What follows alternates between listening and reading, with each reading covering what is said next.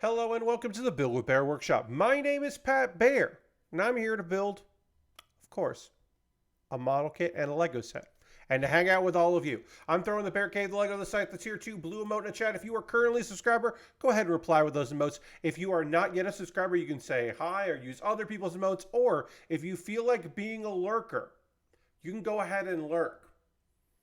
And if you're wondering, Pat, why are you so pale right now?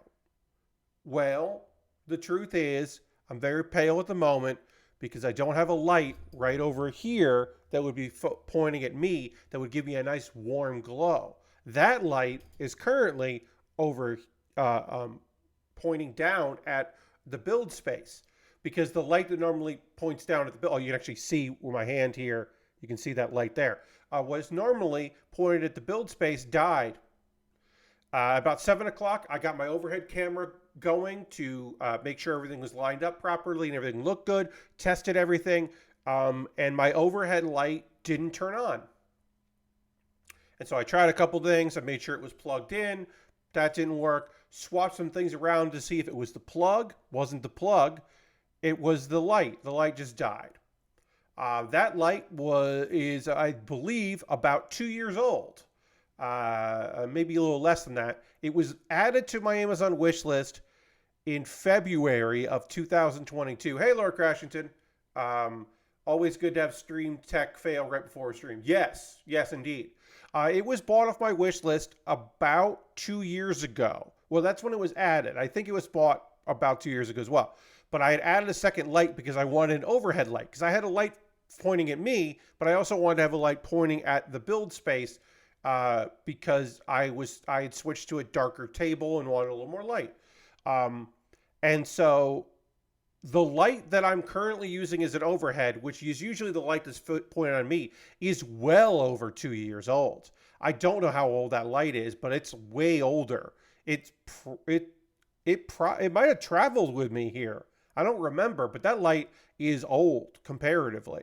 But this other one was 2 years old and died on me today. So I took the one that normally points at me and I swapped it and put it here. So I'm darker than I normally would be, which I don't like. I'm washed out. I'm paler and darker, and I don't like that. But I do have a light for the overhead, so that'll look better for tonight's build. Then this light will go back to where it should be for tomorrow's stream. And then, which is me running CPU versus CPU matches in WWE 2K24, 23, I should say. 24 comes out next month. This is 23. 2K23.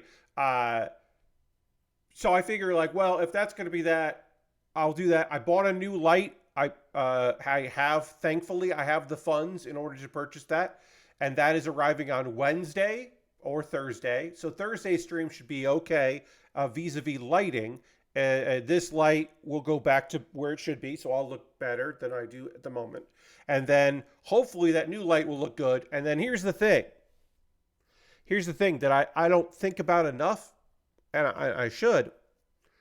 If this new light works out, I'll get it on Wednesday, maybe Thursday, you never know. I'll get it set up, make sure it looks good.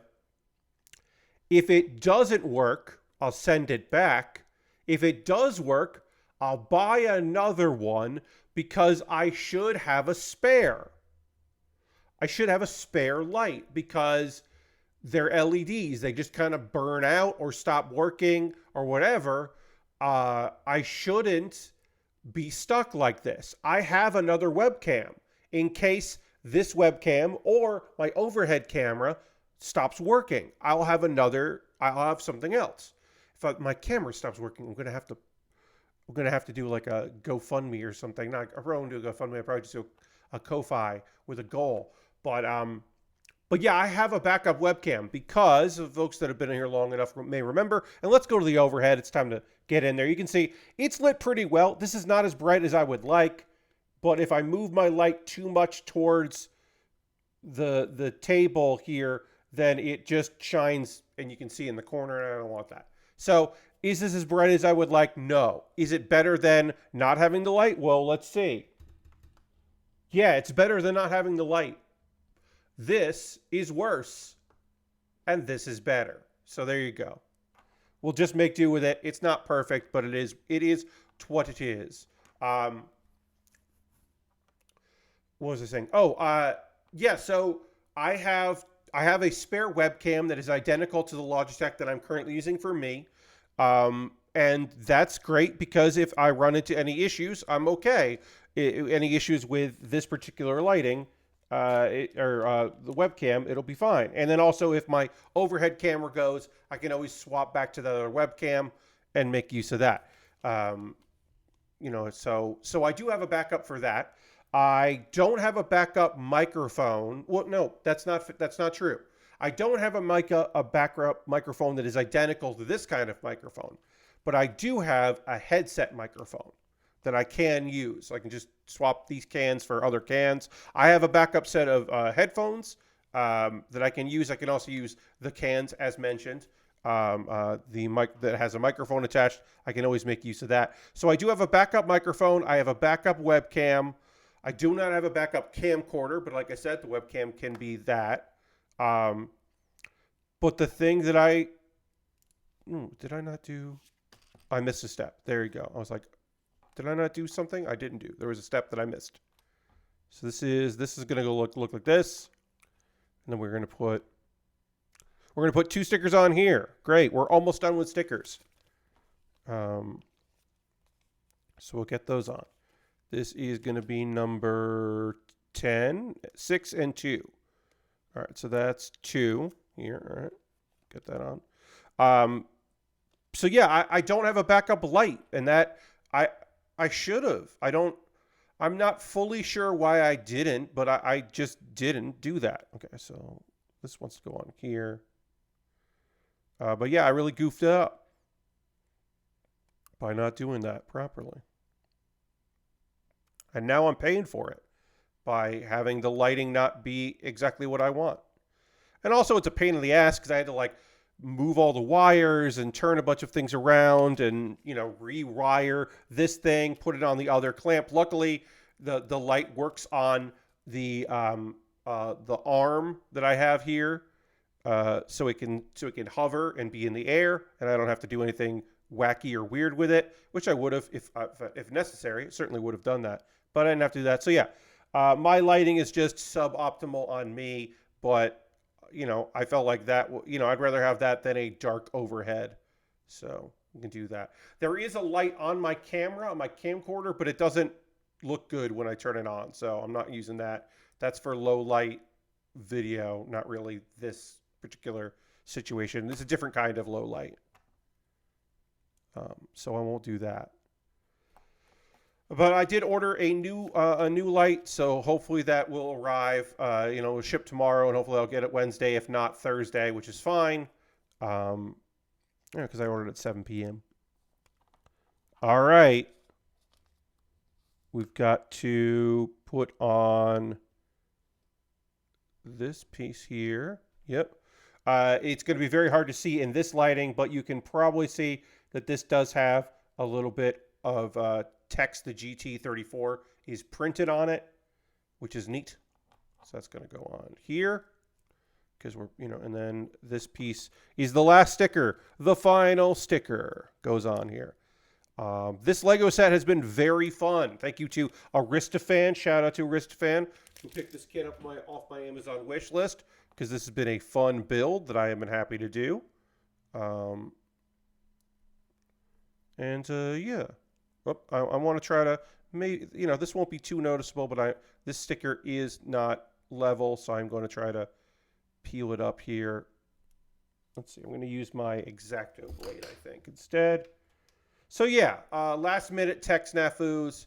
Luckily, I noticed it. I noticed it at 7 o'clock when I went to test everything, because I do test everything ahead of time. I try to test my microphone because the USB port I use likes to reset the levels that I've set for my microphone, which is incredibly frustrating. So I have to go in and do that. And I test all the lighting and test the camera and and really it's just to move this thing around and focus and zoom and do all that because it doesn't save the zoom. So yeah, I just try to... There, that's lined up better. Just trying to make sure everything's looking good and working well before I get in here. All right. What else do we need to do here on this? Oh, okay. And then we just got to put that in there. Great. Just doing the front of the vehicle here. But this has been a fun little build. What was I going to talk about today? I didn't have like a huge game plan today. I worked on some projects, both personal and professional, today. So I was doing a bunch of things. So I didn't do a lot of like, Pat, this is what you're going to do on stream tonight, prep. So I didn't do as much as I often do. You know, in the second hour, we're going to talk about manga and anime, and then I'll make sure that we can also talk about a couple demos, because I did try like one other demo, so we can get into that. Did I do this right?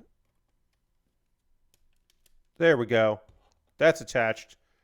That went on interesting. Okay, there we go. Great. No, yeah, I have two demos, I should say. I have two demos from Steam Next Fest to talk about.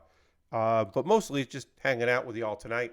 I watched the Super Bowl. I don't know if anybody in chat watched the Superb Owl last night, but I did. And my big note was it got very exciting towards the end, but certainly was not exciting throughout the whole game. I enjoyed it. I thought Usher performed wonderfully. I think the 49ers just like could not shut down the Chiefs, and they certainly needed to do that. And the fact that they couldn't shut them down certainly fucked them up pretty bad. Yeah, I mean, mostly, I just thought Usher did a real good, damn good job. It was enjoyable. Alicia Keys didn't hit a high note she was going for. I don't fault her for that. I couldn't do that either. So, you know, it happens. But I thought that performance was fun. I still haven't quite figured out in my heart of hearts why the appearance of Little John and then Ludacris hit me so hard, but I'm not even particularly partial to the song Yeah, but when it came on, I was like, hell yeah, this is happening. I'm here for this. But I was like kind of surprised with myself. And I'm like, oh, I like this song. All right, I like the song more than I thought I did. Okay. I don't know. It was a fun musical performance. I like that he started like on the field and then walked his way and kind of increased in drama as he progressed through it. Like it became a bigger and bigger performance. Because at one point I was like, is he just like not gonna do anything else? He's just gonna be on, like, does he not have a stage? Is it just that throne? It was not just that throne. He did have a stage, and I was like, that's pretty cool. And also, roller skates, I should say. Always pleasure to see some roller skates on national television. As far as commercials go, you know that I was watching those commercials. You know I cared about those commercials quite a bit. What was the count? I gotta check. Sorry, friends. I forgot to write this down, but it's in my but I tweeted it out. I was keeping a tally, and so I will please indulge me as I let you know what the tally was. It would be yesterday. I'm scrolling. 8 people. I knew 8 people who got payouts for being in a Super Bowl commercial. Now, that ranges from people who had speaking roles to people who were just standing there to this is a trailer for a movie that my friend is in briefly. And so who knows if they actually got a payout for that particular ad or if it's just part of their deal for the movie. But we're counting it because visual confirmation of friends of mine. Now, I can give you an update on that, which I think is pretty fun. 2 of my friends that I know, people that I know, were not in commercials for the Super Bowl, because the commercial, they were in the 60-minute version that went online and not the 30 or 60-second, I should say. 60-minute, what am I talking about? And not the 30-second. But yeah, two people I know from comedy world were cut out. They were in a Super Bowl commercial, but their parts were not in the actual commercial, which is, of course, a fucking bummer. It's real goddamn bummer for that.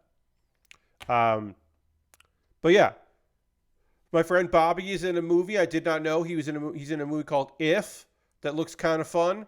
I hope it's good. I did not know Bobby was in that movie. That one was like the one that I was like, wait, there's a guy in this bathroom that gets like knocked over and scared. Is that Bobby Moore? Is that my boy Bobby? I couldn't tell at first if that was Bobby, but he's in the movie. And I'm like, all right, I'm fairly confident that was a scene with Bobby in it. He just didn't get any lines in this version of the trailer. Because a thing that movie studios were doing this year at the Super Bowl, which I don't know if you know, is they were showing parts of the trailer, and in the end it would say, see full trailer, on YouTube or whatever. And they were only paying to show part of their own fucking trailer. John says, I would love to be guy number 2 in a bathroom. Yeah. Bobby, I believe, has a bigger role, but in the version of the trailer it was there, it was just, he was like, in and out very briefly. So I do believe that he has more of a role in the film. I'm fairly confident. But yeah, my friend Veronica who I have not talked to in ages. Veronica was in the beginning of that commercial. I do not remember what it is for, but the commercial involves people not remembering things. Which is hilarious that I can't remember what the ad was for when the idea of the ad is people forget things. But it involved Jennifer Aniston did not remember like David Schwimmer. But at the beginning of that, my friend Vera was in that ad. I was like, hell yeah. Use a bunch of people there out and about. And it was neat. I tweeted about this. I don't think I talked about this before, but I believe that was the Uber Eats commercial. Thank you, John. Again, I did not remember the commercial, which is, it's not ironic. It's just probably a little sad. What was I going to say? I think my favorite thing about that was the Knuckles trailer. It's fun to see the Knuckles trailer, the Knuckles limited TV show, the Knuckles miniseries. Idris Elba returns as Knuckles, and how Knuckles is the main character of it. And he has a friend who is a human, and that human is the comedian and actor Adam Pally, which is very fun because Adam and Ben are lifetime. Ben Schwartz, who is the voice of Sonic, are long-term collaborators. They worked on many projects together. They were in an improv and sketch trio known as Hot Sauce. So my one hope is that Gil Ozeri, actor, comedian Gil Ozeri, is either the voice of Big the Cat or the human friend of Big the Cat. Hey, Lashbrook. And I can't tell you that either of those things is going to happen, but I do want Big the Cat to be in those things, and it would be very fun if Ben Schwartz was the voice of Sonic. He's, Knuckles' friend is fucking Adam Pally, and then their third, Gil Ozeri, is somehow it somehow ends up being Big the Cat or Big the Cat's friend. I don't know if I'm not saying any of those happen. These are not spoilers. This is just me thinking it'd be really funny. Car's done. Hey, everybody, car's done. We got some extra Lego pieces. As always, got a good amount of Lego here. But our GTR-34 from Too Fast, Too Furious has been completed. You can probably easily see where the stickers that I put on here don't look as good as the printed on the side, which is fine because it happens. It is a right side drive, as is in the movie, which is good. And it looks pretty damn neat. So thanks again to Aristofan for picking that up. If you missed the top of the stream, you may notice that my overhead lighting here is darker than normal, and I am paler and darker than normal. And that is because the light that normally sits on my monitor and points at me is currently sitting here, which is darker than the light that's normally there, which is broken. That light's broken, so I took the one that normally puts on me to put it here because I thought that would be better than nothing, and I do think it's better than nothing because the alternative is, of course, this, which is way fucking darker. So that's way brighter and way better. So we'll deal with that. And then I do need to change this to this lighting here because I do want to take a photo of the car in better and best lighting possible. So I got to take a photo of this car, and then we'll switch over. I did buy a new light. It will arrive on Wednesday, supposedly. So Wednesday or Thursday, we'll say.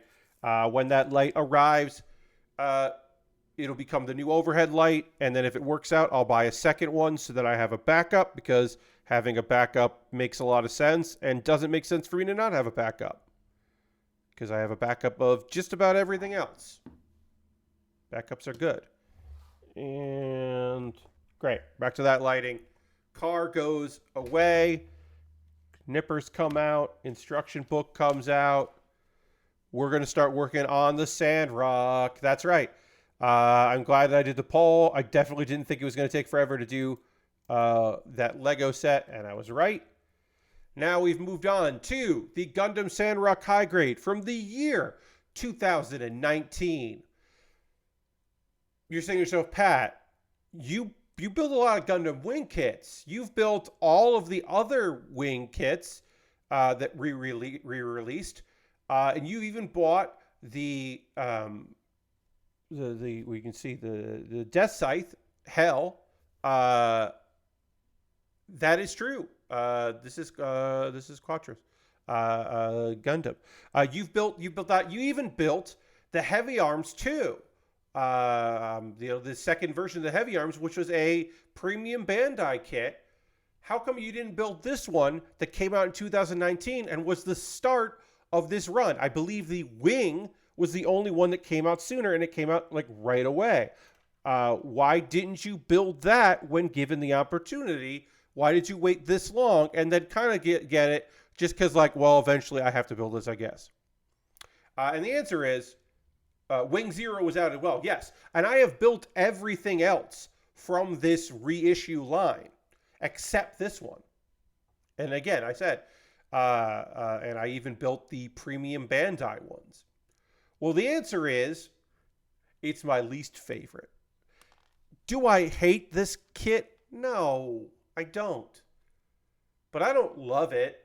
I've never loved it. And here's the thing. There has to be a least favorite, right? There has to be a least good, if you want to say. Or a least best, right? There has to be a kit you don't like as much as the other ones, because otherwise it would just be a tie. Obviously, Death Scythes, top of the heap. You know me. Heavy Arms, big weapons, big fan. Actually, the Shodels are the thing that I like the most, especially these, because we have two options. We have regular and cool see-through. These are the things I like the most. You know what I don't particularly enjoy? A minigun? A submachine gun? Yes. Oh, well, John, of course we're going to do the heated ones. We got to do the heated ones. Yeah, I don't really particularly like that one of its main weapons is a submachine gun. I don't like the vibe of it. You know, I do like the later versions because it includes a cloak, and that's fun.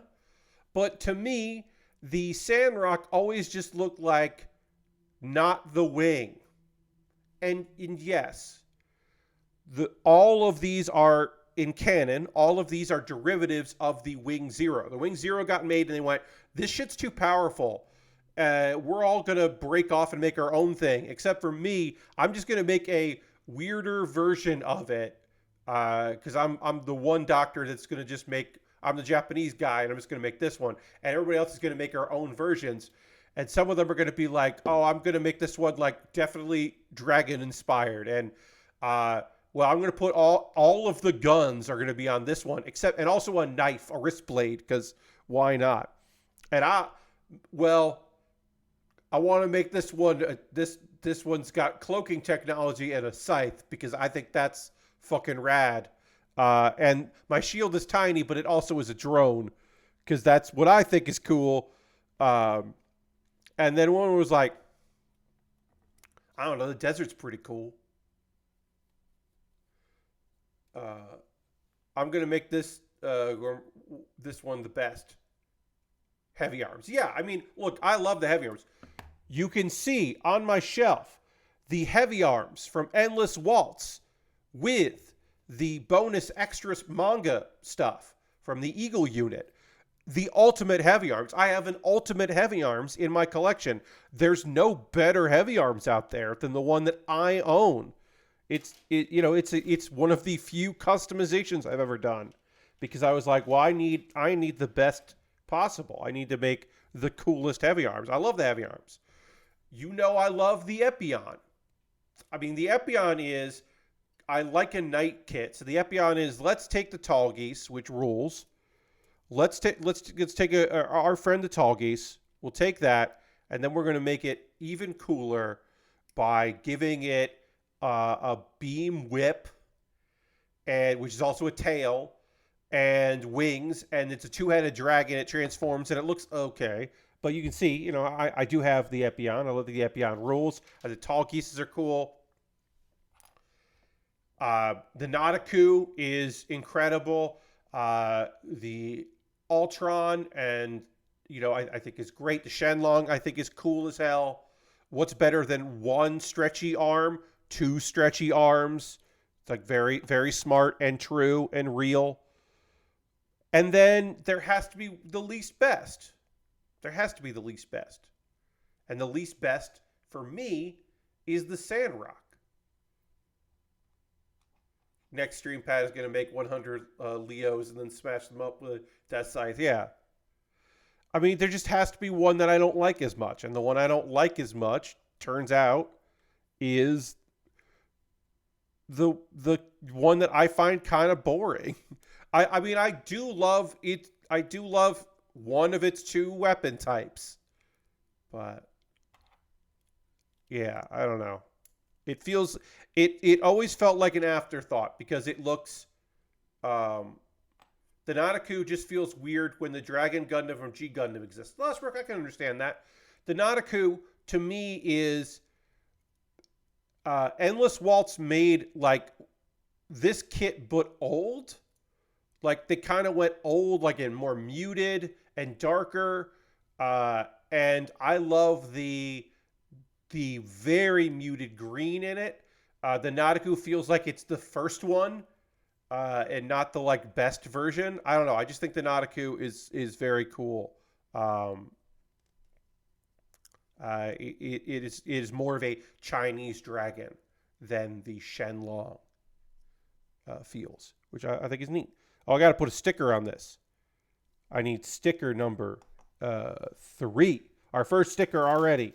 There are some stickers on this kit. Of course there are. Why wouldn't there be stickers? Sticker 3 is just green, which is the green dot sticker.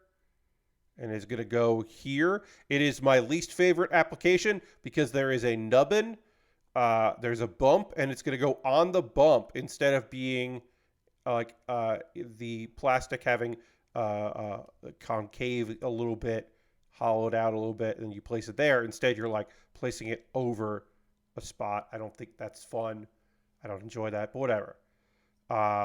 This kit's not going to need much right now as far as panel lining. That panel lining will come, especially because the legs are so white that we're going to need that lovely gray to make that pop.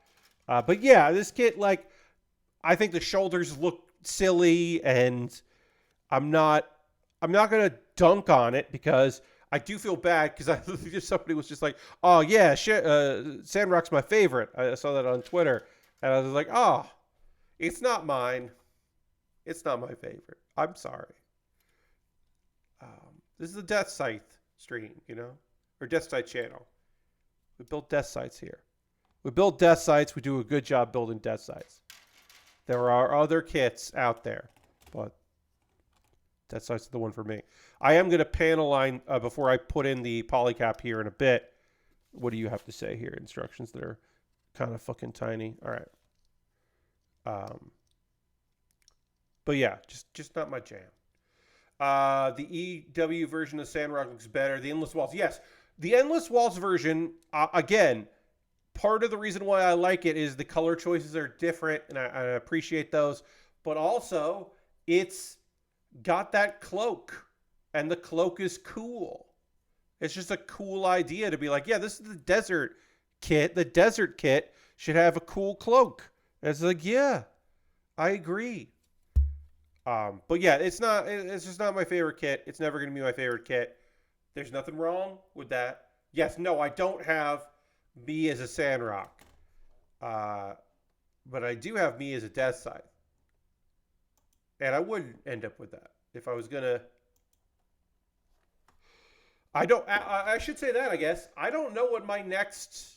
I have no honest idea what my next emote's going to be. It's going to be a while before I do a new one.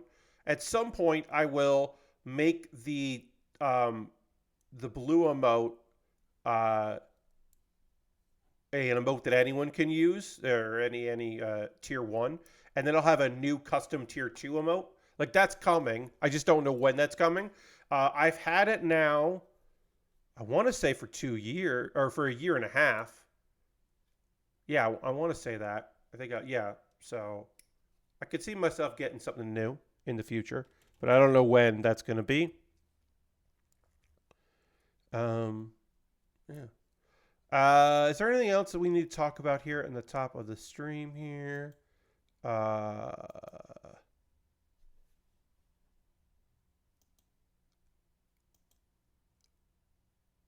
Let's see.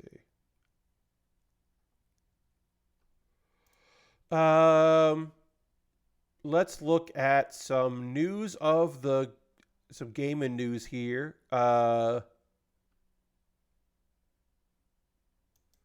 Looks like some games have been delayed out of February here, which is, bad for developers that are trying to hit milestones, and certainly rough for people that have developers that have most likely been crunching to try to meet these deadlines, then find out, oh yeah, we're going to delay that. But also maybe a benefit for gamers and also for the developers to polish and do all that.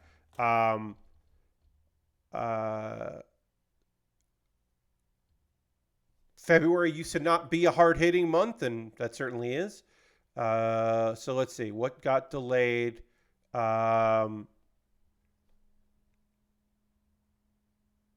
The Thaumaturge. Apparently, the Thaumaturge got, like, some people have review copy of that game, but apparently that's gotten bumped to March 4th. That's not necessarily a thing that I was, like, looking forward to or whatever, but yeah, that got postponed. Is there any other things that got bumped out? But yeah, it might not be the last one. I bet some late February games are going to get pushed to March. Let's see.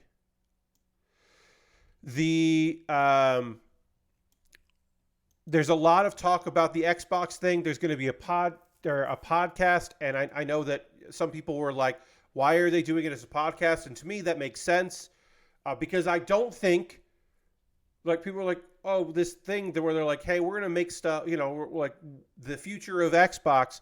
How is the future of Xbox a podcast, of even a video podcast? How does that make sense? Aren't they taking this seriously? And to me, the answer is because, like, yeah, because, like, they didn't make a video that's going to take, like, 2 months to produce because Microsoft is a huge company and the Xbox division is huge. And so they're just going to do it like a podcast where Phil Spencer's just going to be on a video and be like, hey, we're rehearsing this and we edited it, and and lawyers looked at it for final approval, because the assumption is that some games are going to come to Switch and PS5, but they're still going to be making consoles. Yeah, it's not a Twitter space, yes, but the thing is, like, it's casual because because it's not a dramatic thing. Now, during Game Fest or whatever, Summer Game Mess, they could have big announcements. But like, yeah, this is not part of the cycle. This is damage control. This is damage control because people are freaking the fuck out and fanboys are harassing anyone they know on the internet who works for Microsoft that they can, trying to find answers, and people are losing their minds because the console that they bought, that they have built a portion of their personality around, could go away. I mean, it's going to be on YouTube, so there are going to be ads, Lord Crashington. There's going to be ads. It's a video podcast. The only way to not see ads for that video is to have YouTube Premium. There'll be ads. Now, are there ads that YouTube puts in? Maybe. But yeah, there'll be ads. Remember, folks, when you say no ads on your video, YouTube can decide to put ads in anyway. They could just do pre-roll ads anytime they want. So the no video button, the no video ad, the no ad thing is just, do you want ads that you get a cut of? Because YouTube can and will. It's also an audio podcast. Yes, but the thing they're promoting, Lord Crashington, is the YouTube video. It's a video podcast. They're promoting that. They didn't put a link to the Spotify of it. I don't know if it's on Spotify. I assume it is. The audio version might not have ads, but the web video version definitely will. Now, apparently, they are telling internally, they are saying, hey, we're going to keep making things. Now, could that be to placate people? Sure. But apparently, supposedly, they are, there was a town hall, and they're like, we're making games. Everybody, it's fine. They basically said, Phil Spencer said they have no plans to stop making consoles, and Xboxes would continue to be part of the company's strategy along with other devices. So basically, he was just being like, and when you hear other devices, it is a reminder that the biggest games that Microsoft have are on multiple platforms. Because now they got Call of Duty. Call of Duty is already now one of their biggest things. And of course, Minecraft is a bunch of places. And yeah, again, fanboyism and stuff like that. Part of it is certainly the I am going to make my purchasing choices reflect or a part of my personality. And the other part of it, the idea that I think is important to remember, is that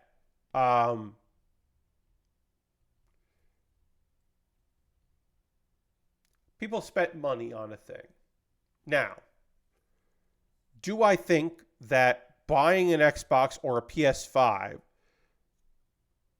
means that you have to have your brain rot to the point where you need to have exclusives because you need to be validated that your choices were the right ones? No, I think that's unnecessary. But I do understand that if you invest in an ecosystem, right? Not just the console, but you want the purchases you're making digitally to carry over to the next games, or to pay a small fee to get better versions or the new versions and the whatever. And you made your choice and you bought, this is where the machine you play Fortnite on, you've bought or whatever. You've bought your skins for Rocket League on this thing or whatever. Like, I understand you're using the ecosystem, you want it to survive. And the worry could be that to me, exaggerated worry could be that Microsoft ends up being Sega. They just get out of the console business and they become a third-party developer for a bunch of consoles, and maybe they keep supporting this console, but they're not making another one.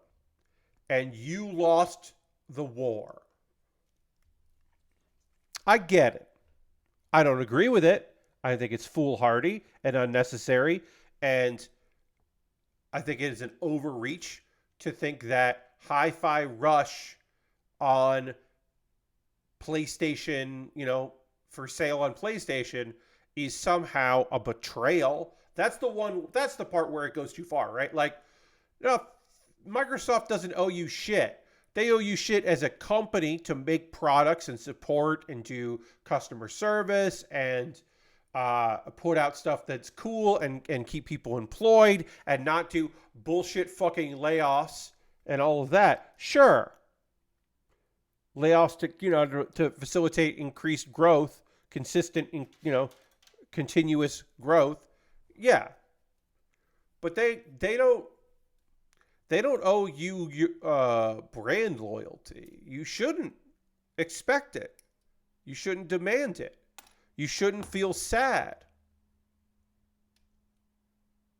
And this goes the other way, right? I want to make that clear, and I'm sure you're aware, but like, hey, I don't know, you probably know this. There are people who hate the idea that Sony exclusives are available on the PC later.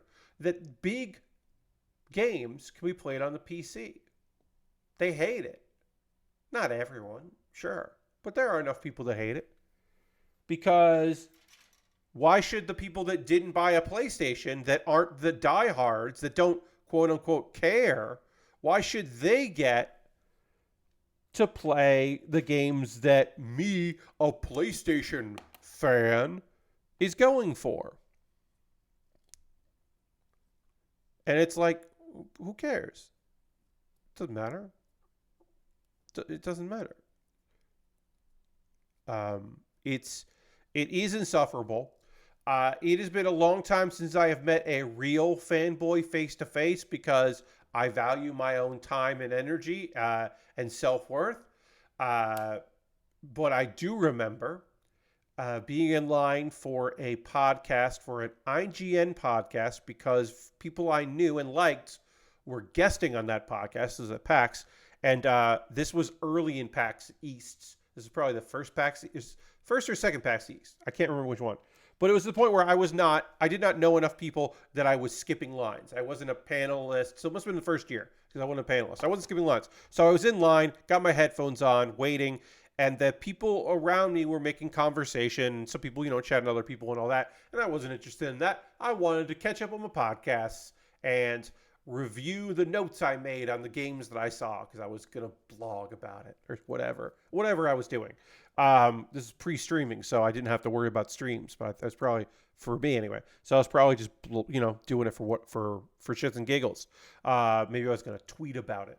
But I remember distinctly a guy stopped talking to someone that they were having casual conversation with, because that person was a PlayStation idiot. And when I say PlayStation idiot, those are the words that this person used. Oh, yeah, I can't believe you're a PlayStation idiot. And then they stopped talking to one another. And I was like, oh, you're real, huh? Huh. Okay. Cool. It's weird. I can't help but notice that you're holding a Nintendo DS while you're calling someone a Sony idiot or a PlayStation idiot or whatever. You're holding a... So it doesn't count to you? Great, cool, weird. But yeah, those people are real and they're out there. There are definitely people in that post in the comments of the PlayStation blog to whine when they announce a PC port. Yeah, they don't want PC players to have the thing they paid money for. Now, reminder: if you have bought a PC to play games, and that is the primary reason you bought that PC, you are spending a lot more money than a PlayStation person is spending. But the idea is that it's like, no, I invested in you. You need to cater to me. I'm your customer. I'm your loyal customer. Don't make games for people that haven't bought your or port games that you made for me to people that didn't give you money directly for that game, or for just for the game, but not for the console. What? No, you have to make this for me. Other people shouldn't get the thing that I have. It's a lot. Yeah, yeah. My brain is broken in different ways. Cheap. Yep.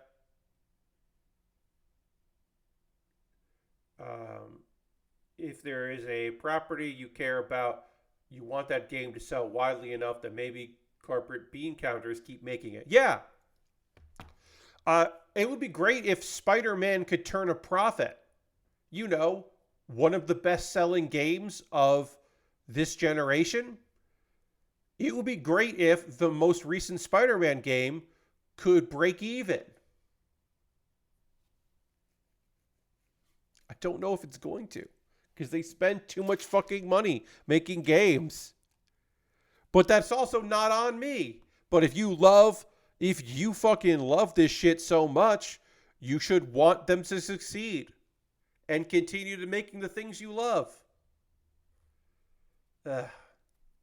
Look, I am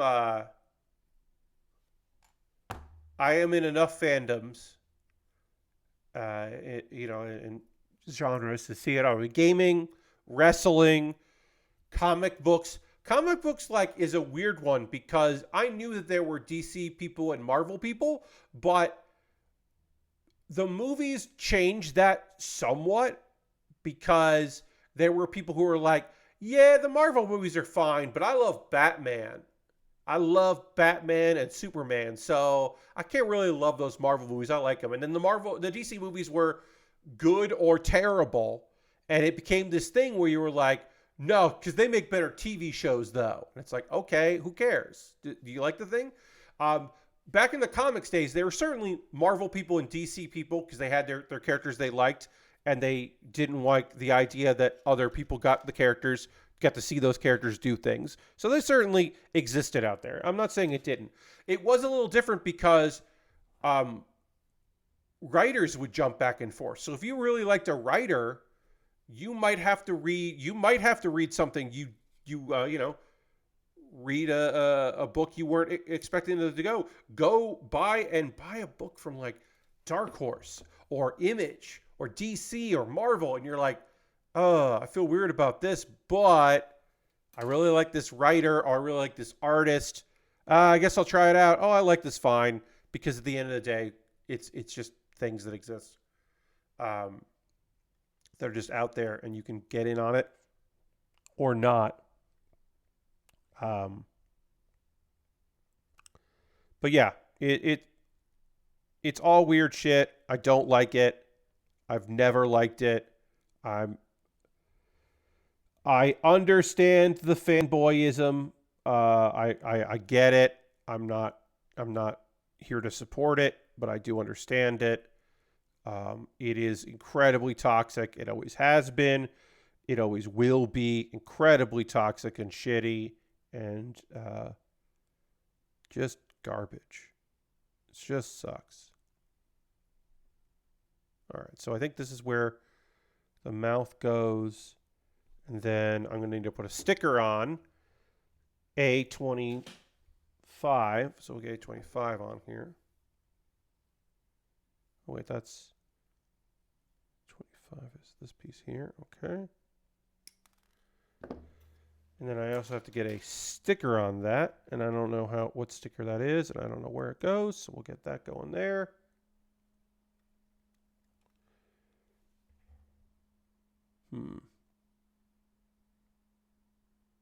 All right, yeah, so that's good. Am I doing this wrong? I always say like, oh yeah, I know what I'm doing here, and I know what needs to get done on these kits and what these builds need. And then like every once in a while, I just run into something where I'm like, I'm not doing this right, and I don't know why I'm not doing it right. Like every once in a while, I just run face first into a thing. I'm like, I'm not sure I know what I'm supposed to do here, but I did figure it out. I do need to apply a sticker here. We need to get the eyes on this kit. This kit needs eyes, but I did figure it out, so that's good. But yeah, we're gonna know more. We'll talk about it. You know, let's see. The update is coming.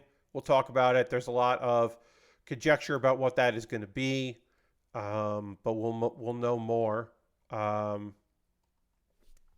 in the future about we'll know about more about the future of Xbox coming up, and of course we'll talk about it in the future. Let's see if there's anything else here on Kotaku for me to tell you about here. If there's anything else, yeah. We'll know on Thursday, and then I'll talk about it on, during the stream here. We'll know 3 p.m. Eastern on the official Xbox podcast with Phil Spencer, Sarah Bond, and Matt Booty. Updates on the Xbox business. Yeah.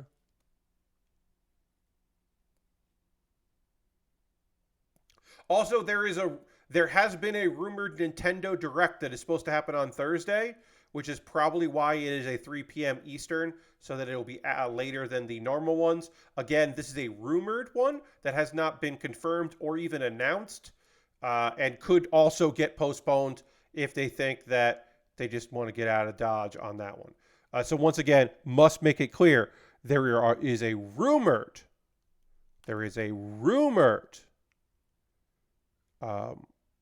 Nintendo Direct on Thursday, but there's not been one announced, so we don't know.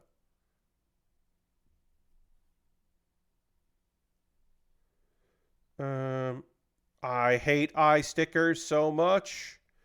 Everybody. I'm glad this is early enough in the build. We are going to take a pause for the calls in a bit. I'll talk about Ways to Export Channel.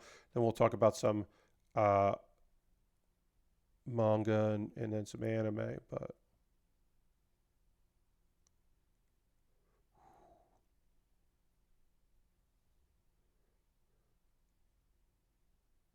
come on. Oh, this is really annoying. Maybe I should put no, I can't do that till later. I could wait until the whole thing is done here and then put the sticker on, wait until everything's built, and then try to shove the stickers in.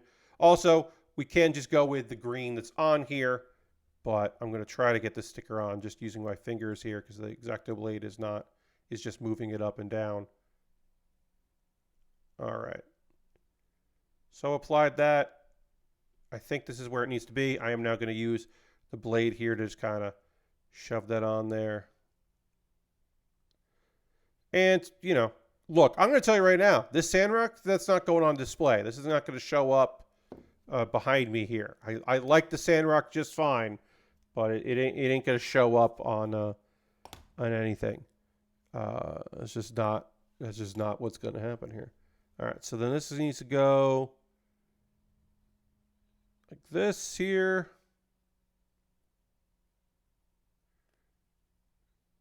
Get that in there. And then this goes in here. Try to get this head done, and then we'll take a pause for the calls. I do have one more sticker to apply in a minute. All right, then we got to put this on here.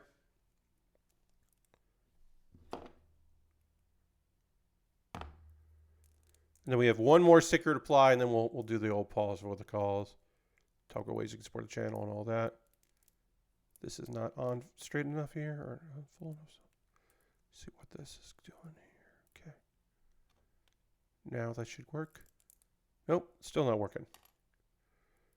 This is not going on perfectly. Fuck you. We will panel line this before I put on the VFin, because It'll be a lot easier to do that without having to get the marker behind the V-fin. So we'll do this one last sticker we got to do on the head, and then we will we'll cut out the V-fin, but we will panel line it before we put the V-fin on.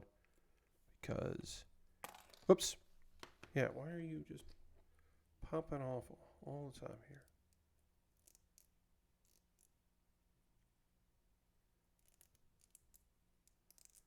Yeah, I don't know why, but this doesn't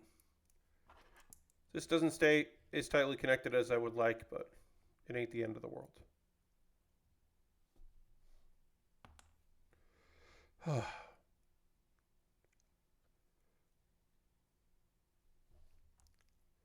It rained all day here today, folks. I've been cooped up. I went outside to check the mail and got soaked, and that is the most that I have left of the house today. Because it's just rainy. Tomorrow I will have to leave, even though it's also going to rain, because I have to go to the post office. Because I am mailing stuff out to my folks who are away. And every week I send a bunch of the mail, catalogs and bills and such for them.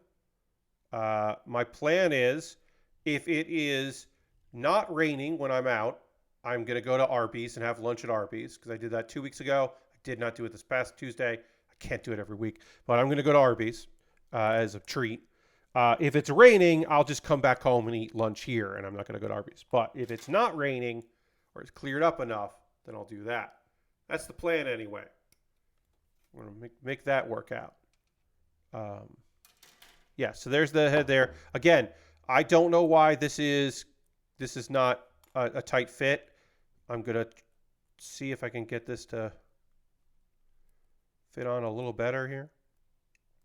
Trying to squeeze this piece in, because that feels like the reason why it's not working is because this piece here isn't fully on. But right now, when put the front face on, it kind of bounces out a little bit. It's not. All right, that's better. That's better than it was. Okay, great.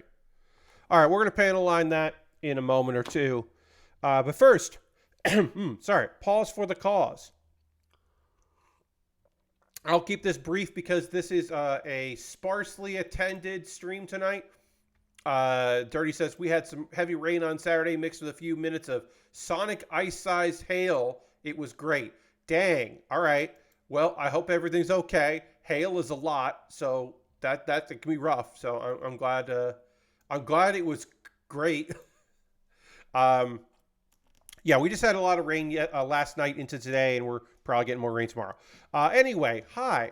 Welcome to the Build With Baer Workshop. This is where I take a pause, where I'm going to just stop, building a model kit or a Lego set and just talk to you about ways you can support the channel. Hello, Coleman. Happy to have you here. If you are currently a subscriber to the Build With Baer Workshop, you can throw the Bear Cave, the Lego, the Scythe, the Tier 2 Blue emote in the chat. Being a subscriber is the easiest way to support what I do here through Cash Money, using, you linked up with Cash or your Prime Gaming token. If you Amazon Prime link with your Twitch, you get that token. You can use that token on anyone. And if you used it on me, that would be rad. Or you could gift a sub like Bobby Dice Roller did. We only had one person gift subs. Now, there were 5 gifted subs, which rules, but we've only had one gifted sub gifter this month. So if you want to gift a sub to somebody in the community anonymously or to get credit for it, you could do that. You don't see ads. You get cool emotes. It's nice. It supports me. It lets me keep doing this. Again, I'm going to talk about ways you can support the channel, and they're all optional. That's my gift to you, is that I don't demand you to, whatever. If you want to support me on Patreon, if you don't want to go through Twitch, but you do want to financially support me on a monthly basis and you want more options, you can go to Patreon, because I have a $1, $3, $5, and $10 tier. There are different rewards for the different tiers. My $10 patrons voted on this kit. I'm working on the Sandrock right now because they voted on that. That won the poll that I put out yesterday. So that is the kit that I am currently working on, which is awesome. So yeah, different ways to support me there. Take a look at that, see if that's something you'd like to do. Over on my YouTube, obviously subscribing to YouTube is free. Go over to youtube.com/PatBear. Check out my videos there. But you could also, if you wanted to, subscribe. And once a month, it'll charge you $2. And then you get my Wednesday videos on Tuesday. So tomorrow, bright and early, you will get a video link that other people won't see until Wednesday. That's a pretty good video. So that's pretty neat. Those are monthly ways to support me. You can also do a one-time donation if you would like.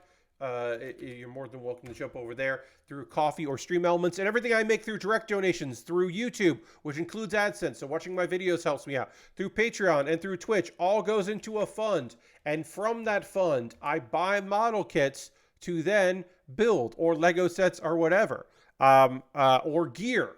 Hey, guess what? I bought a new light, because the light that's supposed to be facing me is my overhead light, because my overhead light died today. I bought a new overhead light LED that is coming soon.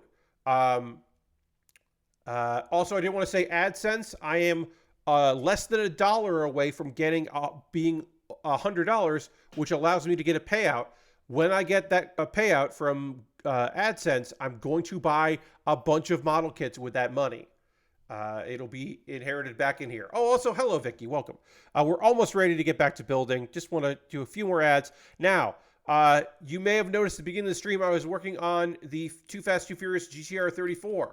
That was bought off my Amazon wish list. Thank you to Aristofan for buying that. I have other things on my wish list.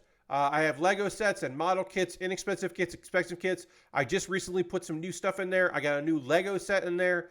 The Interstellar spaceship, which just looks incredible. I would love to build that. That's on the wish list. And there's some new model kits, new to the stream, new to the list, I should say, model kits. Bunch of different things. Inexpensive kits, expensive kits, kits that go on sale all the time, kits with free shipping, all kinds of different things that I would love to build. And some gear at the bottom. Because I need this light, I didn't put it on the wish list. If this light is good, I will put that another version of it on the wish list so that I can have a backup, because having a backup will be nice. Or I can make the light that normally is pointed at me, that is currently pointed above. You can see my finger is really washed out because of that. I can make that my backup and just save that for emergencies, because I don't have a backup light. Gonna need one. Should have one. I have a Throne wish list, which is my alternative to Amazon. Take a look at that if you want to buy something. And again, anything that's bought jumps the queue, becomes the next thing I build, gets a dedicated YouTube video about that. And then, of course, the most convoluted way to support me is to go to USA Gundam Store, buy a gift card. You get a gift card code sent to your email. Whisper me on Twitch, DM me on Twitter with that gift card code, and I will use that to buy something from USA Gundam Store. You can make a request there. Again, the most convoluted way that people still somehow manage to support me via. I have a Discord. You can hang out in my Discord if you haven't already. It's a nice little place full of cool people. You're welcome to join me there. A couple video links for you to check out. I put up a new episode of Pat Baer's Anime Club. That's right. There's a new episode of Pat Baer's Anime Club out today. Brand new, hot off the presses. I'm going to click on it to see, have people been watching it? The answer is not a lot. Okay. Hopefully more people will be watching it soon. It is a thought experiment.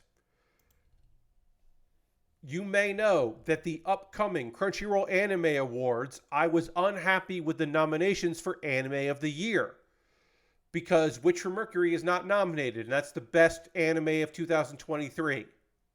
It's just the best anime of 2023, especially when you consider that their awards are the end of 2022 until the fall of 2023. So you get both cores of Witch from Mercury. Come on. So the 2024 awards are already wrong. Anime of the Year already wrong. Subjectively, according to your friend Pat. But this is my video. So I looked at every other winner, for the other 7 winners of Anime of the Year, to decide if anything should have been nominated. Did they get it right? Did they get it wrong? And the math reveals an answer at the end of the video. So take a look at that. And you'll also find out what I think of other anime. This one required some amount of research. I'm pretty happy about that. And then, of course, Kuma Baer, where I'm talking about Shikimori's Not Just a Cutie, a fantastic anime that you should check out. Watch this video. It's under a minute, where I try to convince you that Shikimori's Not Just a Cutie is an anime that you should check out. Thanks for watching that video. this Kuma Baer short has done way better than the last one. I can proudly say that I'm going to actually check the numbers because I don't love that I so focused on numbers, but it does mean outreach, and I do want people to watch the things that I make because I made them. This Shikimori is not just a cutie video that I posted last Wednesday, and so, less than a week, has 102 views. Oshino Ko, which I posted, on the 31st of there, so it's been, well over a week, obviously. That has 12 views. So I'm very happy that Shikimori's Not Just a Cutie is now a video that people have watched on YouTube. That's good. Somebody didn't like it, though. I got a thumbs down on that video, which is... I don't really care about thumbs up and thumbs down, but it is annoying to see it. I care a little, to be honest. Anyway, yes, right? I don't know who did it. And I don't care who it is. I was just annoyed. I'm annoyed that someone was just like, no. Just like, scroll on. It's a YouTube short. It's under a minute. You don't have to watch it. Anyway, I have a manga to talk about, and then I have some anime to talk about. So let's get into that, the manga and the anime. We'll chat about that. And then, of course, I do need to dramatically transition back to the overhead and also drink some water. So we got to do that. And then John wants me to hit the dance button. So we're going to dramatically transition while I drink, and then I'm also going to hit the dance button once we do that. So right now, no problem at all. Use your channel points, thank you. But let's dramatically transition so I can drink water, and then I'll dance. Here we go.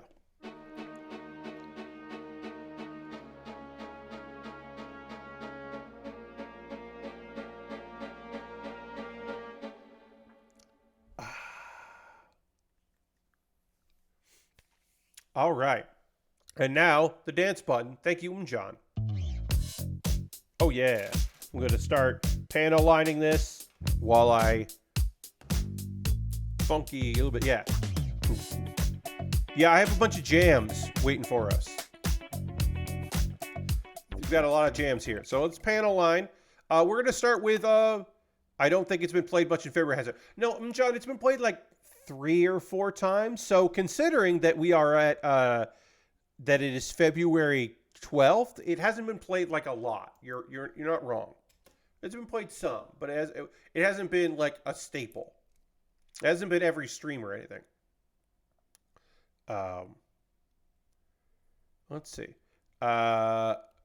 Let's talk about the manga. I Became the World's Strongest Witch. I Will Live Freely. Oh no, I'm sorry. This is the wrong manga.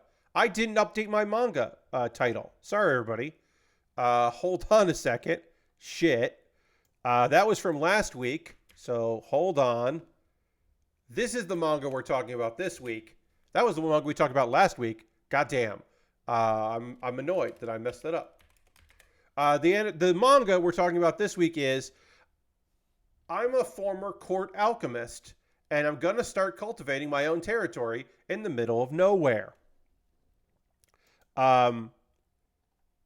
This one is really fun. This is a fun little one to talk about here. It is the story of hey, we got a young lady, female lead. This is not an isekai, but it is a kicked story. This is a banished story or kicked from our girl.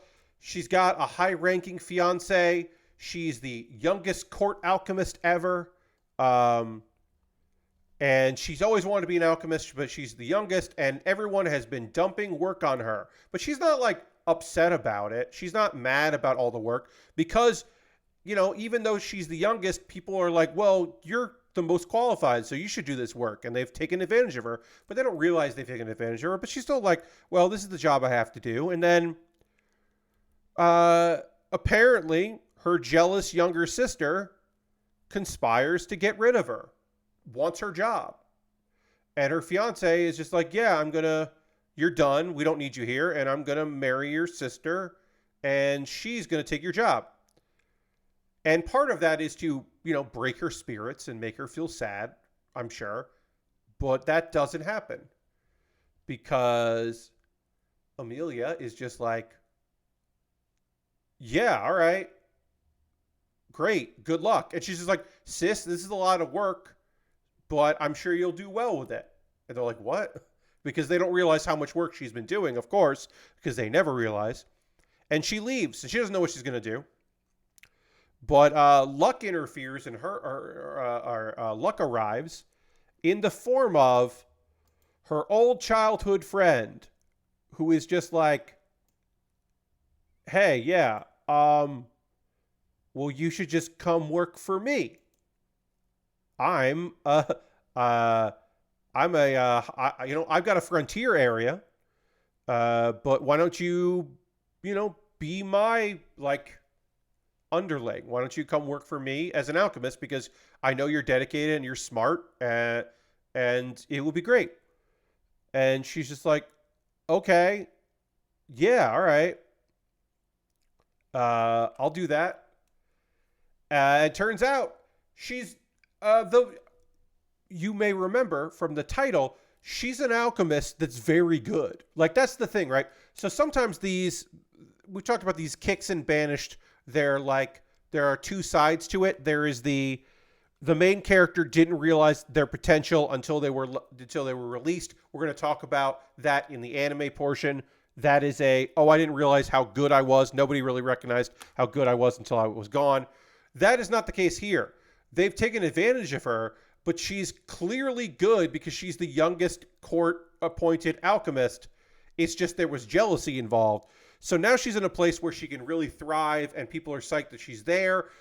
There is budding romance happening with her boss, which I don't love, but whatever. Childhood friends, no big deal. And then, if you are annoyed with the following, this is not the manga for you.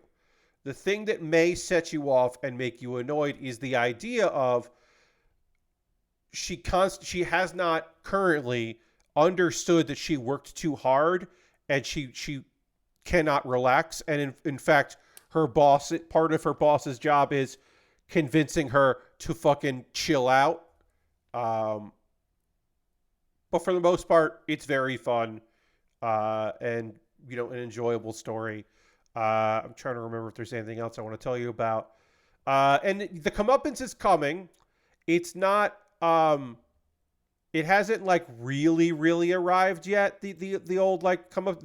There's a little bit where her sister is starting to understand that she fucked up, because the amount of work that is left to her is just wild.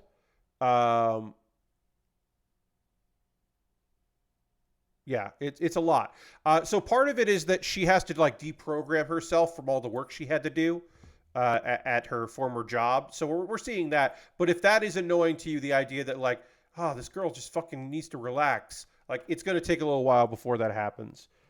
We are now done with the head and the chest of this kit, and so we are moving on to the right arm. I guess we're going to build the whole damn right arm, starting with the shoulder. We'll do that. I don't know if there's anything else from this that I need to tell you. Do I recommend this? Yeah, it's fine. There are better alchemy manga out there. There are better kicked manga out there. It passes the time. I wouldn't say you need to track this book down, but I have enjoyed what I've read of it, because I do like overpowered main characters that sometimes don't fucking get it, and they don't realize how strong and cool they are. And there's a little bit of romance in there, which I'm always a fan of thrown in. So yeah. Now I want to tell you about some anime. Anime that I have been watching. The Strongest Tanks, Labyrinth Raids, and Fluffy Paradise. A kicked and a isekai, respectively. This first one, Strongest Tanks, Labyrinth Raids. Rudd, our guy who was part of the Heroes Party, which has now been kaput. He was kicked out because everyone decided, well, you're not taking as much damage. You're not a good tank. Turns out that he was absorbing all of the damage, and they weren't strong enough to deal with him. He now understands his powers better. He is now the town that he grew up in, or that he's been living in, I should say. He is now in charge of the guild that manages it, because there is a labyrinth nearby. But at the start of this episode, there are a lot of new adventurers that have shown up in town to raid the new labyrinth, and he's just overwhelmed. He doesn't have enough employees, and so he's contemplating the idea of, well, I guess I need to like partner with another guild. I'm guessing like that's probably the best thing, so that I can get some resources. You may remember from the previous episode that the humanoid monster with intelligence that is the guardian of that labyrinth, he showed up, and he Marius, and he wanted Rudd to take over and be the manager of the dungeon, and Rudd was like, "What? No, I don't. What? No, I don't want to do that. No. Sorry, is this the wrong piece? No, this goes like that. Okay, this is the right piece. Sorry. But the Guardian is just like, hey, let me just like tell you how to run this. Like, let me explain it before you just, say no.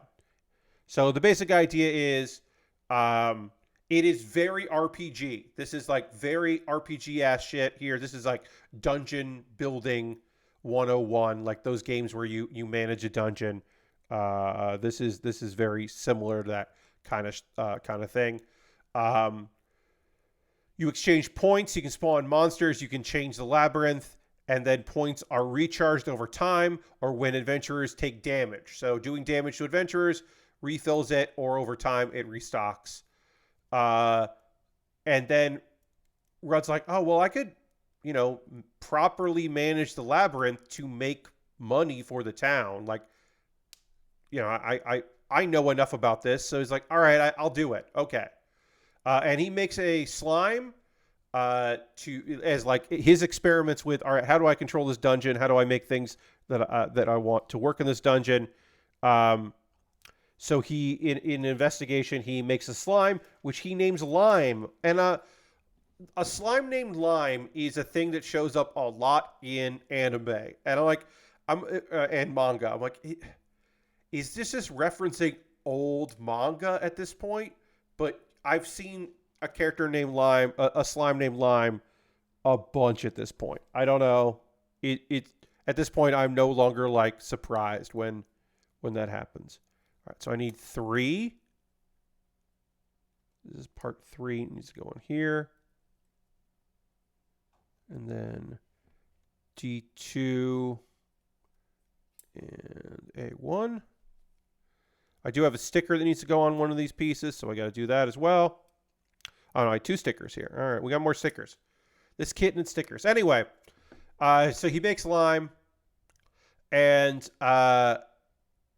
Rudd gets invited to a neighboring town to meet like the 2 largest guilds, because they have heard word that he is looking to make an alliance. But it turns out they're not really interested in Rudd at all. They are really interested in Rudd's associate, who works for him, the legendary saint, the saintess, the healer, Nin. So Black Dragon Fang and White Tiger Claw are the names, which are good names for guilds. But basically both of them are just like, yeah, no, I mean, obviously we'll help you or whatever, but Nin has to join us for that to work. And so they're just like very rude. They don't give a shit about Rudd. And he's basically just like, okay, well, I'll make a bet. Your labyrinth, no guild has ever been able to conquer it. Because apparently this labyrinth has a intelligent guardian like the previous one. So he's like, oh yeah, you've never been able to beat this. How about I beat it, and then when I do beat it, you'll make an alliance with me on my terms. And so that's going to be probably the next 2 episodes, maybe just the next episode. We are getting to the point where I've stopped reading the manga of this, so I'm not clear on what happens after this. I thought this episode was fun. I liked seeing some new areas. I love Rudd standing up for himself and not letting them talk down to him because they don't realize how strong he is, because he didn't really have necessarily the chance to prove himself. But now he knows, and also standing up for his friend who is in love with him, but he doesn't know that. How could he know that? You know, for him to know that, he would have to be a main character with some understanding of the people's wants and needs and desires, but he doesn't know. He doesn't know that shit. He doesn't realize. So anyway, he doesn't realize that she showed up, not just that she didn't just come to the town to be like, hey, the party we were in broke up. Like, she's not there just because of that. She's also there because she likes him. Come on, Rudd. Figure that shit out. I put the wrong sticker on. This sticker was supposed to go on the other side. This sticker goes on this side. It probably doesn't matter, but I did do it wrong, so I am going to fix my mistake. We are now done with the shoulder. We'll panel on the shoulder while I start telling you about Fluffy Paradise, which is an isekai that I enjoy quite a bit. I will say right off the bat, not a lot of fluff in this episode. We end with some fluff, but not a lot. This is a lot of plot and character stuff.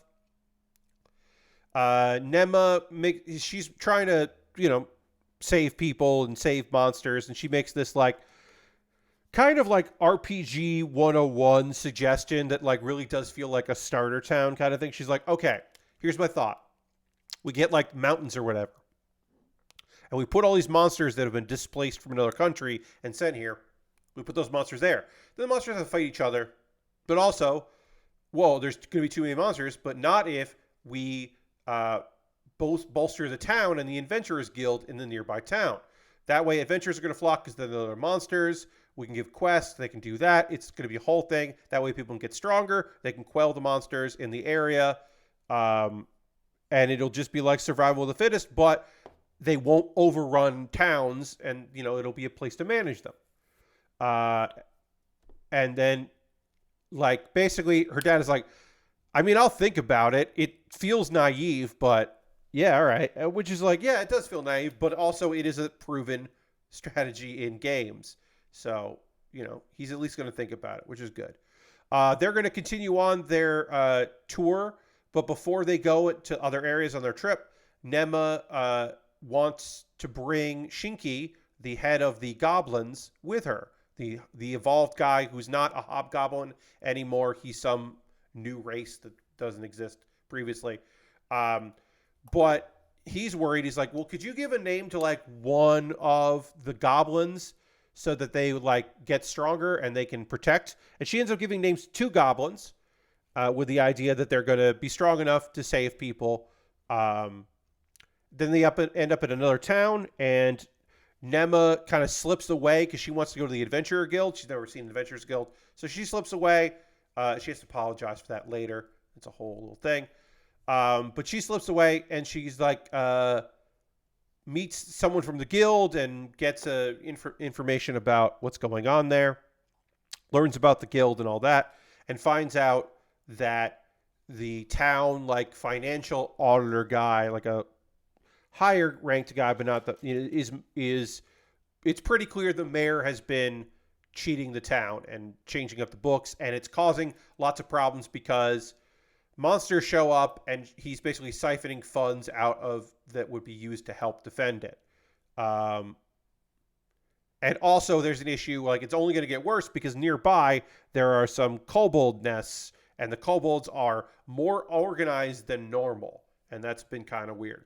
So Shinki gets sent off to go tell the kobolds to fucking cool out and chill a little bit.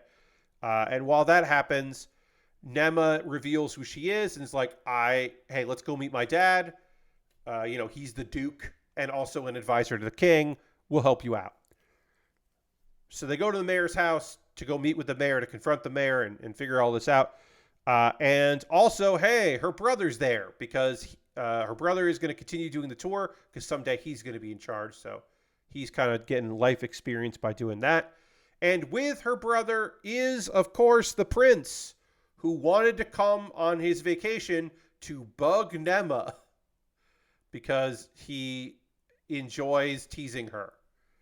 But on the plus side, he brought Lars with him. And Lars is the giant white tiger, divine beast that doesn't like anyone except for Nema. So now we get some pets, and she's all happy because she's hanging out with her cool big tiger friend. Problems get solved. Mayor gets, indicted or something. I don't know. He gets captured. They're going to figure some stuff out. The day is kind of saved, I guess. And then now we just need to figure out what's going on with the whole kobold thing and make that work out. But no cute animals. There's probably going to be more stuff with the kobolds because Shinki's dealing with that. And then the brothers and all that's going to happen. And also, the brother and the prince haven't met the mystical, evolved Hobgoblin, even though Hobgoblin's the end of the evolution line. This guy, they haven't met him yet, but they'll meet Shinki soon. And he stopped calling her master. He's now calling her my lady, which is better. Because she's like, no, I named you so we could be friends. And he's just like, that's not how this works. Good episode. Not the best episode by far. Not the best episode. We didn't have action. We didn't have cute animals, really, other than our fun tiger. So we didn't get either of the things that I like a lot about this series. And so that's, disappointing that we didn't get either of the things that I like. And instead we got the third thing, which was world building, which I don't hate world building. Don't get me wrong. It's like, it's fine. I don't really need bureaucracy. A whole episode dedicated to bureaucracy. It's like, I'm kind of okay. I kind of was fine without that, but whatever. So that's the anime and the manga that I have been reading and watching, respectively. Now is the part of the stream where I want to hear from you. That's right, you. What are you watching right now? What are you playing? What are you into? What's got you going? I want to hear all about it. And while I give you the chance to write and get your fingers going about what you're playing and watching, I'll tell you what I've been playing and watching, including some Steam Next Fest demos. I played 2 more games that I'll talk about. That I liked, I should say. Not just that I played, but that played and liked. That's all that. While I wait to see what y'all have been doing. And then I'll also say that, obviously, I'm still playing Hearthstone. You know me. That's my daily driver is Hearthstone. I'm enjoying that. I'm playing a little bit more of Alan Wake 2. I've been savoring the New Game Plus stuff. I really still enjoy it. It is still a really good time. I'm so glad to be playing that, but I'm savoring it. I play a little bit here and there. I played a little bit yesterday. Also, I was focusing on the demos, so I didn't play a lot of that game because I had this. So I will say. Oh, also, I loaded up Steam today and got into more of WWE 2K23 because that's what I'm streaming tomorrow. So I'm getting some WWE 2K23 tomorrow. I didn't pre-tape. I have pre-taped some matches. We're going to do it live tomorrow because it'll be our last WWE 2K23 stream. Because then we'll do WWE 2K24 on in March. That'll be the beginning of that game. So this is just the last time looking at this one. All the belts are on the line, and then every title will be retired, and there'll be new champions. And the main reason I do that is because there's no guarantee that these characters will exist, that people will make the downloaded, creator wrestlers there's just no guarantee that those creator wrestlers will show up in WWE 2K24. So instead of, being like, oh, I don't have, nobody's made Hyper Misao yet, so can't do that. can't have our mixed champions if Hyper Misao's not in there. It's like, nah, we'll retire all of them. They'll be the final champions, and then there will be new champions will be crowned, and we'll do that on that other stream. So I played that. Botany Manor. Botany Manor was really fun. That is a Steam Next Fest game that I played. It's a lot of like horticulture stuff. You're a botanist. You retired, and now you're just kind of doing it for fun. And there are like clues, so it's not just like a sim game. It is like an exploration game. It's got some adventure game elements to it. I've enjoyed it quite a bit, and it feels a little like. At first, I was like, "Oh, is this all going to be real?" And the answer is no. There's some shit in there that's just like doing whatever. There's some creative liberties with some plants, but there's also like some knowledge to impart, and I thought that was it's a nice little mix, I should say. It's pretty good, and the demo was very short. So if you wanted to get that before it goes away, if it's still up, because also, hey, some of these demos are just going to stay up. Some people pull their demos very quickly, and other people had their demos up before Next Fest anyway. It's just they're going along with the ride. So some of these demos might show up there. And then the other one I played was way more involved than I was originally anticipating, but the art style is nice, and the game is really fun. So I'll give it a pass. And that game is Kamaura, a frog refuge. So yeah, so that is a really fun one. You are running a refuge for frogs. And so it's a bit farming simulator, but it also is like habitat stuff and homes. And there's a lot like, hey, guess what? Different kinds of frogs want different things. And you got to figure that out or know that stuff or remember that stuff or look it up. It's a lot. It's very fun. It's a little bit like that Neko Asume. It's a little bit like that. So it's a little cozy here. And that demo, I believe, is still up right now. It may have come down. But those are two other demos that I've been playing. Obviously, I'm fucking playing Hearthstone. You knew that already. You knew I was playing Hearthstone. It's my fucking thing. I play Hearthstone a lot. You knew that. It's my daily driver. I did all of my weekly quests today. I sat down and played 2 decks that I really like and did all of my weekly quests in one day, and I had a good fucking time doing it. And I don't really hear it from you about how I play Hearthstone every day and I should play other games. You're right, but also Hearthstone. That's the game I want to play more than other games. And I played demos. There were a lot of good demos. And one of them I played is a game that I'm getting a code for, I believe. So we'll find out. I mean, obviously, like, that can all fade away. It looks like I'm getting at least one code in March to check out some new games, which is cool. But who knows? So let's see. What have y'all been saying? What's going on with all of you, and what have you been saying in the chat? Dirty says, played the new season of D4, rewatching SG1, nice, and pondering a purchase of new monitors. You know what I need to do? I need to raise my monitors. They have slowly begun sinking a little bit. I need to raise them up and tighten it up a lot. Since I moved in here, they've lowered a little bit, and I didn't notice it until now.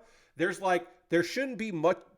I have a monitor stand with 2 monitors on it. And then the top of the monitor stand is where I have my camera that I'm looking at right now. I'm looking at you in this camera. There should be it should be sitting basically almost on top of the level of the monitors. And there's now this big of a gap, and that's not good. So I got to move that monitor up. And that reminded me, I'm going to write that down in my stream notes so that if I don't do it, hopefully I'll do it by Thursday. Monitor. Push up. But yeah, it might be the right time, Dirty, for some new monitors. Hell yeah. I hope you, if you do get some new monitors, I hope they kick ass and are great. Good luck to you. John says, still making numbers go up in Disgaea 5. Always good. You always want those numbers to go up. And almost done with Season 3 of Battlestar Galactica. Still enjoying every Freerin Friday we get. Freerin is so good. I understand how the glut of new characters that came in, and suddenly there was like adventure series bullshit. That apparently set some people to be like, I'm just going to wait for, and I'll marathon through some episodes later. Apparently that did bum some people out, that suddenly there was like a test and a bunch of new characters. But hey, guess what? That there's going to be more of that as it comes here and there. But also we did get back to like, hey, here's some bullshit with Stark. We'll do more of that. We'll do more of our like pseudo couple trying to figure shit out. We still got some of that, even if there were moments where a character had to show up to be like, hey, we need to show off some cool magic and fight. Which again, a reminder, I think is rad. I think that shit is cool as hell. So I'm not complaining, but I understand why some people were not thrilled with it. Let's see. Lastbrook says, finished up Twin Peaks, have been the Tribes 3. You've been playing the Tribes 3 demo, which is a lot more fleshed out than the playtest I did a couple months back. Nice. Yeah, I heard about that playtest, and it didn't strike me. It didn't hit me hard. It didn't like, because I certainly enjoyed Tribes more than, the sequel, but primarily the first Tribes. Like, I certainly enjoyed Tribes quite a bit. Like, I'm not here to say I didn't love it, but I haven't been like, oh, I gotta play Tribes 3. So I'm glad you enjoyed the demo. I'm gonna check it out. Lastbrook, that was Lastbrook. Lord Crashington says, I've been playing some of these Steam Next Fest demos. Pacific Drive seems like a cool, spooky driving roguelike. Yeah, I liked my time with that. I did play that. Ultros, I didn't play. Seems like a rad, trippy Metroid-like. Okay. Flock is a fun, chill, creative identification game. I didn't play Flock. Biomorph is a cool Metroid-like with some Kirby and Animal Crossing elements. Yeah, I bounced right off Biomorph. I might have just been in the wrong mindset for it, but I did look at that and just go, nah, I'm all right. So maybe I need to check that out again. Tales of Kenzera is a fun, big-budget Metroid-like from a small studio led by the voice actor from Baek from Assassin's Creed Origins. Nice. And Pepper Grinder is a hectic platformer about moving through the ground. Pepper Grinder isn't a Metroid game? I'm just teasing you, Lord Crashington. I'm just teasing you. Those sound awesome. Let's see. Nathan Explosion is still emotionally recovering from the Super Bowl loss. I hear you, buddy. I'm sorry. That's a lot to get to the Super Bowl. Hey, get into this fucking Super Bowl. That's tough, right? And you go in and you've got a game plan and you're fucking doing that game plan. Like they were playing the game they wanted to be playing. It's just couldn't stop the forward momentum, right? Like eventually it caught up to them. It's rough. Or as people say who are either very serious or very not serious people, the deep state, the fix was in. Deep state went all according. Hey, if they were scripting the game, at least they made it exciting. I don't believe they were scripting the game. Please don't think that I think that was. I'm not one of those people.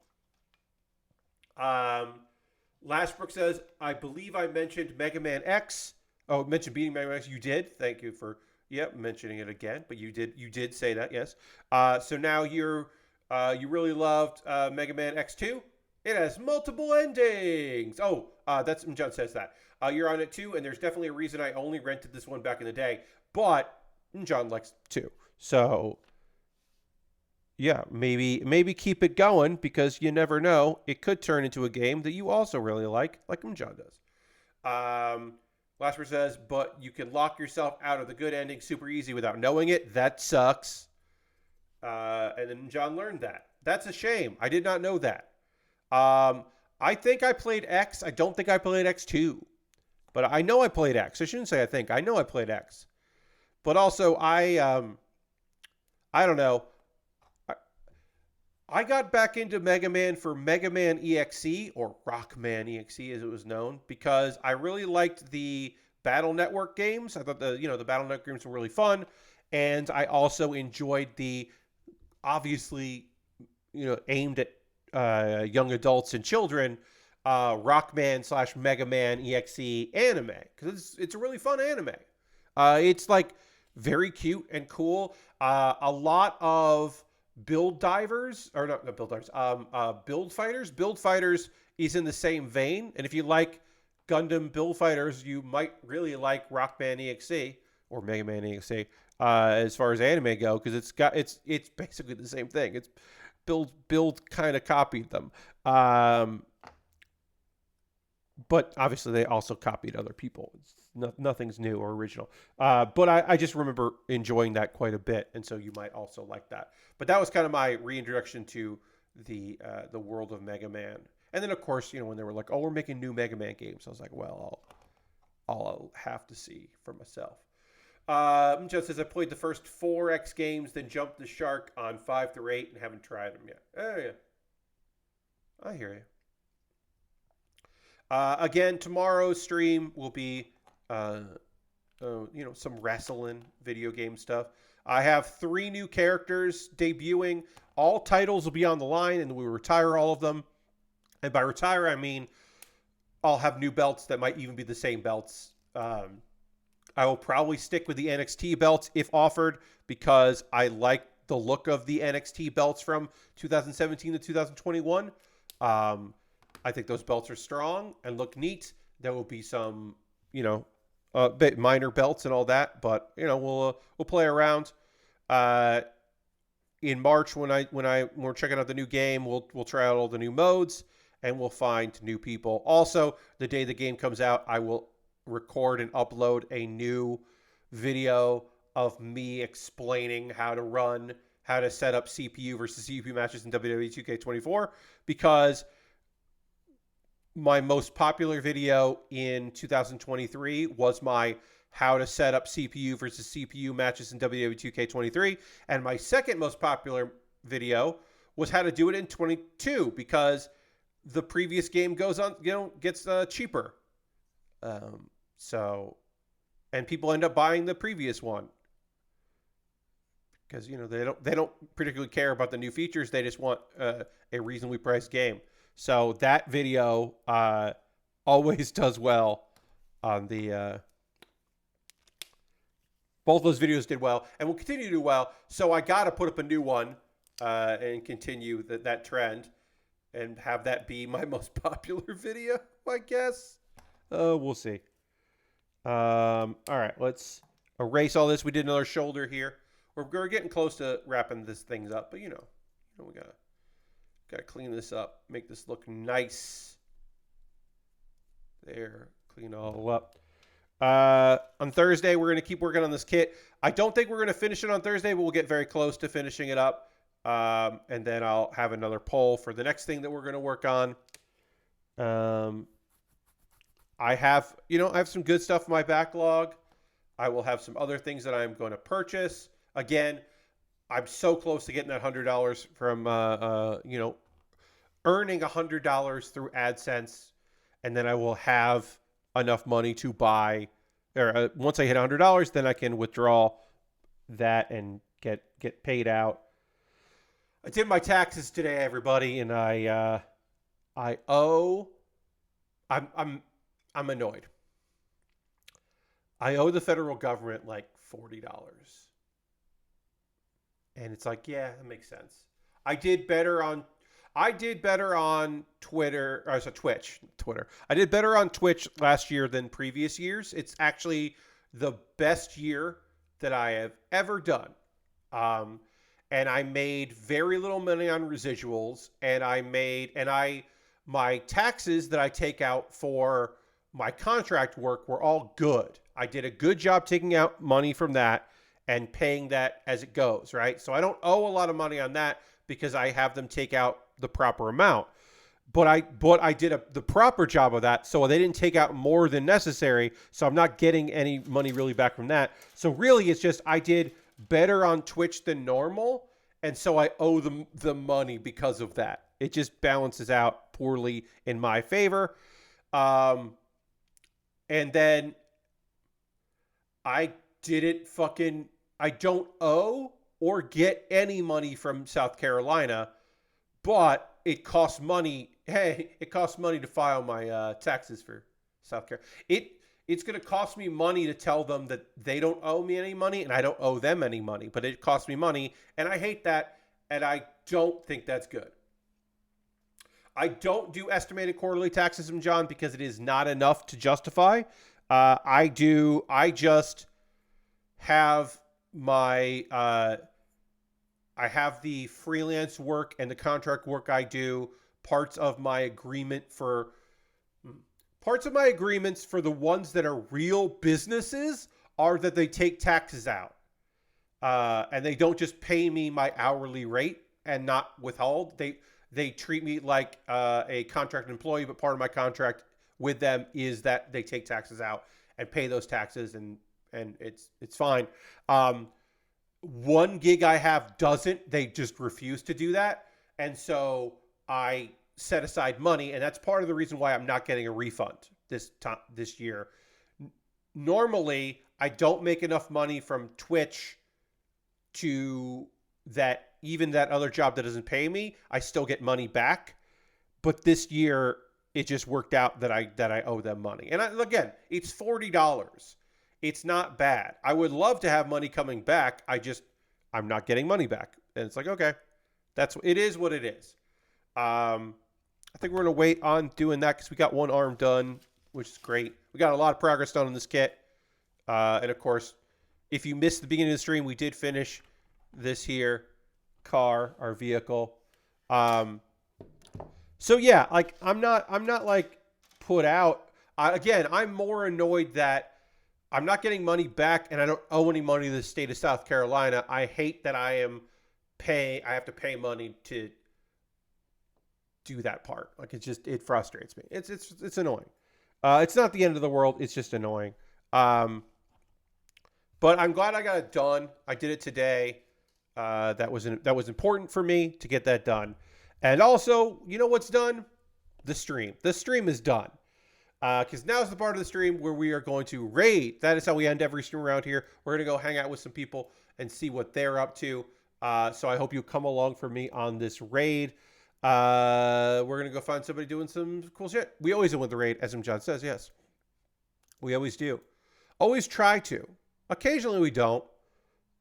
If there's like, if on a stream where there's like 2 people watching, I sometimes don't raid.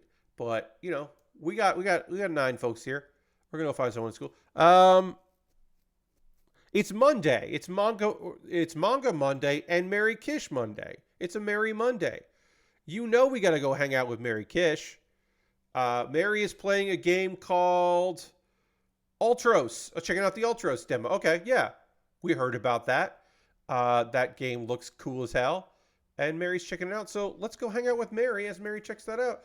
Please come along on this raid. I hope you have a great rest of your Monday. Hey, I hope this week is cool. You know what I mean? If you got a Valentine, I hope you have a fun time with that this week. If you don't have a Valentine, I hope you have a fine week in February. And I will see you on Tuesday, tomorrow night, 9 p.m. Eastern for WW2K23, the finale. And cool shit on Thursday and working on this model kit. Talk to you soon, everybody. Goodbye, goodbye, goodbye, goodbye, goodbye, goodbye, goodbye.